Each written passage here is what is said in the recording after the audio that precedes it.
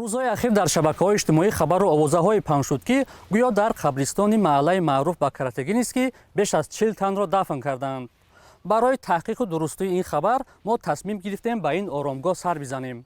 пас аз мушоҳидаву гаштугузорҳо маълум гардид, ки чунин овозаҳо асос надоранд ва баъзе аз нигаҳбонони ин оромгоҳ гуфтанд, дафнҳо чун рӯзҳои маъмулист.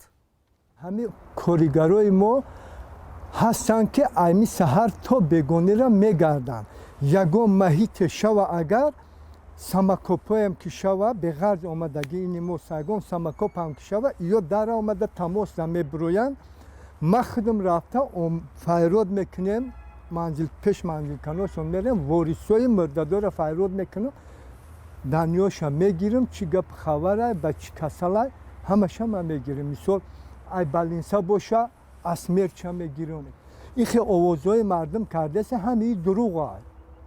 ин хеле 40 кас овард, яъне 10 кас овард, ё бар дурӯғай нест.